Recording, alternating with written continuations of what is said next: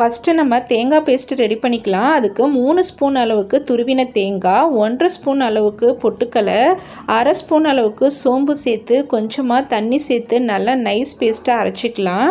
அடுப்பில் கடாய் வச்சு கொஞ்சம் ஆயில் சேர்த்து இதோட கொஞ்சமாக கடுகு, ஜீரகம், பிரிஞ்சி இலை, அப்புறம் கொஞ்சமாக பட்டை சேர்த்து நல்லா வதங்கினதுக்கப்புறம் இன்றைக்கி நான் ஒரு பெரிய வெங்காயத்தை நல்லா மெலிசாக கட் பண்ணி வச்சுருக்கேன், அதை சேர்த்துக்கிறேன். அப்புறம் காரத்துக்காக 2 பச்சை மிளகாய் சேர்த்துருக்கேன். இப்போ இதோட 2 ஸ்பூன் அளவுக்கு நல்லா பொடிசாக கட் பண்ண பூண்டை சேர்த்துக்கிறேன்.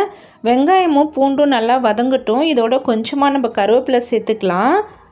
வெங்காயம் பூண்டு ஓரளவுக்கு வதங்கினதுக்கு அப்புறம் இன்றைக்கி நான் ஒரு பெரிய தக்காளியை கட் பண்ணி வச்சுருக்கேன், அதையும் சேர்த்துக்கிறேன்.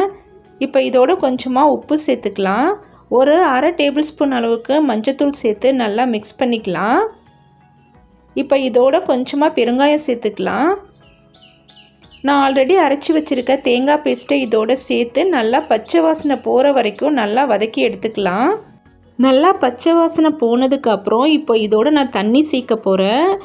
நான் பாசிப்பருப்பு வேக வச்ச தண்ணி இருக்குது, அதையே சேர்த்துக்கிறேன். ஒரு பெரிய சைஸ் உருளைக்கிழங்கு, ஒரு சின்ன கப் பாசிப்பருப்பை ஒரு 4 விசில் விட்டு வேக வச்சு எடுத்துக்கோங்க.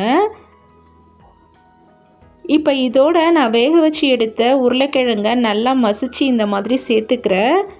அப்புறம் வேக வச்ச பாசிப்பருப்பை நல்லா கடைஞ்சிட்டு சேர்த்துக்கலாம். அப்புறம் தேவைக்கு ஏற்ற மாதிரி தண்ணி சேர்த்து நல்லா மிக்ஸ் பண்ணி விட்டுக்குங்க. நல்லா கொதிக்கிட்டும். உப்பு கொஞ்சம் கம்மியாக இருக்குது, ஸோ அதனால் நான் இன்னும் கொஞ்சம் உப்பை சேர்த்து கொஞ்சம் நேரம் கொதிக்க விட்டுட்டு கடைசியாக நறுக்கின கொத்தமல்லி தூவி இறக்குனா டேஸ்டான கும்பகோணம் கடப்பா ரெடி. இதோட டேஸ்ட்டு ரொம்பவே சூப்பராக இருக்கும். இது இட்லி, தோசை, சப்பாத்தி, பூரிக்கு கூட நல்லாயிருக்கும். நீங்களும் ட்ரை பண்ணி பாருங்கள். நம்ம இன்னொரு வீடியோவில் பார்க்கலாம். அது வரைக்கும் டாட்டா, பை பாய்.